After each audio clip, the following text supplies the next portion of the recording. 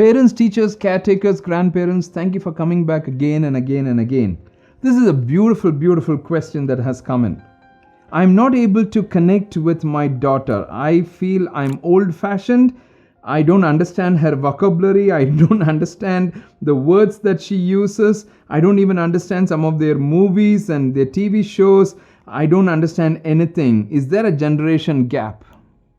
It's a very beautiful question. Now let me just say this. It's a very common thing. I read so much on Google everywhere. There's a generation gap between the father and the daughter, or the mother and the son, or the father and the son, the daughter and the mother.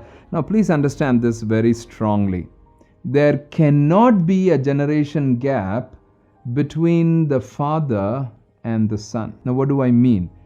You are still very close. You are still understand certain things. Maybe you don't understand certain, kind of words that they use, and the slangs that they use, their vocabularies, and some of their thought processes, and the way they try to think and things like that. Yeah, sometimes, certain things, but it doesn't mean that we can have the generation gap. There can be no generation gap between us and our children. We have to work on that. We need to really work on that. I'm not saying that there cannot be a generation gap. If we don't work on it, which means we need to get to know their world of influences, which means we need to get to know some of their expectations. We need to get to know some of their friends and their social anxiety, social circle expectations. We need to understand some of their, do's and don'ts, and we need to understand what are some of their places of comfort, and what are the places of fear, and what are the places of safety. We need to get to know them. But when we get to know them in that journey, there cannot be a generation gap, Yes, the outer external places that might look like a generation gap, the way they dress up and the way we dress up and things like that. Yeah, but there cannot be a generation gap in the whole core of the thought process. But for that, we need to spend time with our children. Sometimes we alienate ourselves and they say, oh, they talk very differently. It's okay, whatever it is. Oh, that's a gender. And then the children have also started using those words. Recently, one of the parents said there's a generation gap between me and her. My daughter is screaming at me in one of the conflict times, and she said there's a generation gap. You will never understand. There cannot be a generation gap between the father and the son, or the mother and the daughter. No, the first generation, next generation, there cannot be a generation gap.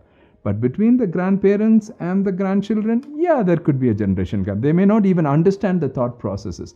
But we as parents can step into their world and try to understand their thought processes, try to understand their place of convictions, try to understand some of those influences, try to understand some of those spaces where the children begin to see things in a certain way, the glasses that they wear, their perspectives, their paradigms. We can get into that world. I think it's important that we connect with them. I keep coming back to that same statement.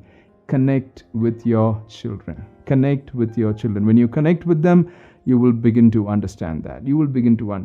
Get to know their world. Spend time getting to know the world. Many a times when I work with children, when I work with teenagers, one of the things that I do, even before I get onto the stage and speak, I land up in this particular city or town, one day early, and I would spend time with the younger children. I would spend time with the teenagers, just talking and, working with them and things like that. Because I try to understand in that place, what's that subculture? What are the ways that they think and how they joke, and what are their ways of joking and ways of humor? What are the, I try to understand that. Why the next 2 days, 3 days, I'm going to speak in the camp, or I'm going to speak there in the meeting, I try to use that world of influences. I try to understand their world views and begin to portray things. We need to get to know them. So remember what I'm saying. There cannot be a generation gap between the father and the son.